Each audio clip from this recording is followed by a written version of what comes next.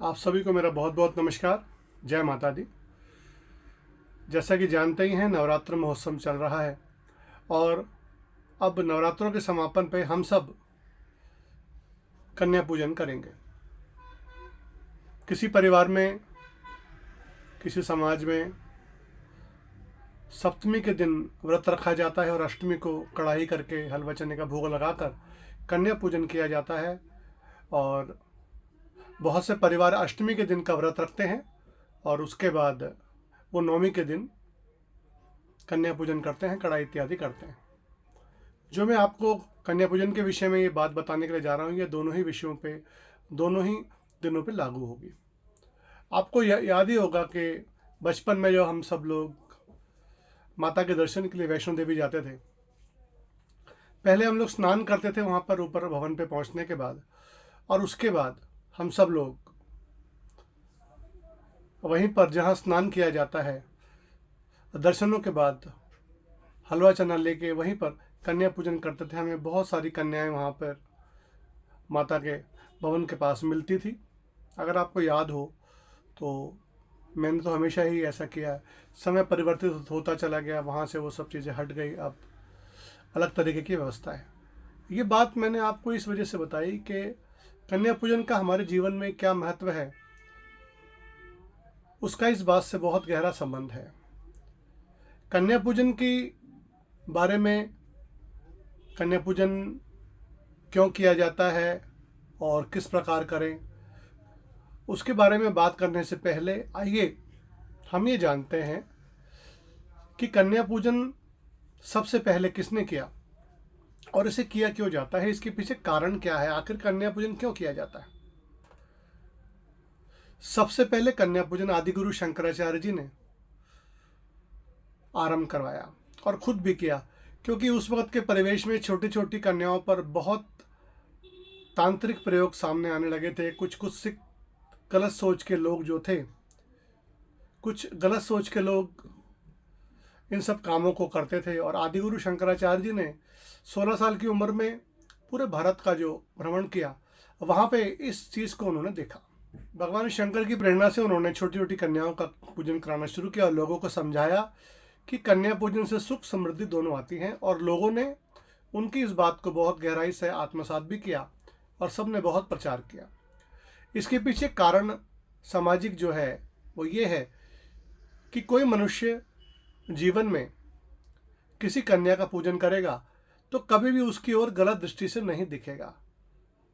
इसके पीछे उनका मूल जो मुख्य कारण था, क्योंकि मैंने आपको बताया उस वक्त कन्याओं के साथ तांत्रिक प्रयोग बहुत सारे, क्योंकि देखिए समाज के अंदर अच्छे बुरे दोनों प्रकार के लोग होते हैं और उस वक्त ये सब प्रचार प्रसार बहुत ज़्यादा होने लगा था। धर्म के साथ साथ ये सब भी तांत्रिक क्रियाएं भी होती थी। तो कन्या पूजन का नियम उन्होंने बनाया और यह नियम पूरी तरीके से सफल रहा, क्योंकि उनके जाने के बाद उनके द्वारा स्थापित चारों मठों ने इस परंपरा को आगे बढ़ाया और कन्या पूजन का सारे समाज में प्रचार किया, प्रसार किया। समय के साथ साथ हर शुभ कार्य और देवी दर्शन की यात्राओं की समाप्ति के बाद कन्या पूजन किया जाने लगा। आइए अब समझते हैं कि कन्या पूजन कैसे और किन कन्याओं का करना शुभ रहता है। आप हमेशा ध्यान रखें कि कन्या पूजन हमेशा 2 से लेकर 9 साल तक की कन्या का ही करना चाहिए। कई बार देखा गया कि कई लोग बड़ी कन्याओं या बिल्कुल गोद में आई हुई दुधमुही कन्याओं का भी पूजन करते हैं। यह ठीक नहीं है। बेशक आप उन्हें भेंट या दक्षिणा दे सकते हैं, पर पूजन में आप 2 से 9 साल तक की कन्याओं को ही बुलाएं। कन्या पूजन में 9 कन्याएं और एक लौकड़ा, मतलब एक लड़का जरूर होना चाहिए। आप ज़्यादा भी बुला सकते हैं, लेकिन कम से कम 9 ज़रूर हो। कन्या पूजन में सबसे पहले आप अष्टमी या नवमी के दिन, जिस दिन कन्या पूजन करना है, सब तैयारी करके रखें। हलवे चने के साथ यदि कुछ उनको भेंट करना है, कुछ गिफ्ट वगैरह देनी है, तो वो भी आप उनको दे सकते हैं। 2 से 9 साल तक की कन्याओं के पाँव धोकर तिलक करें, गुलाब के इत्र से उनको सुगंधित करें और हलवे चने के प्रसाद के साथ पैसे रखकर, दक्षिणा रखकर आप उनको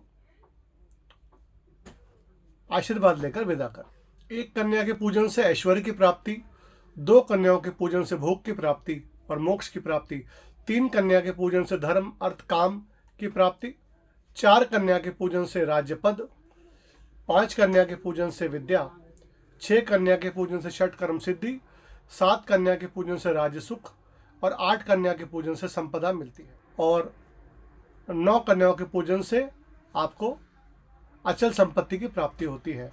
2 साल की कन्या कुमारी, 3 साल की त्रिमूर्तिनी, 4 वर्ष की कल्याणी, 5 वर्ष की रोहिणी, 6 वर्ष की काली, 7 वर्ष की चंडिका, 8 वर्ष की शांभवी और 9 वर्ष की दुर्गा स्वरूपा होती है।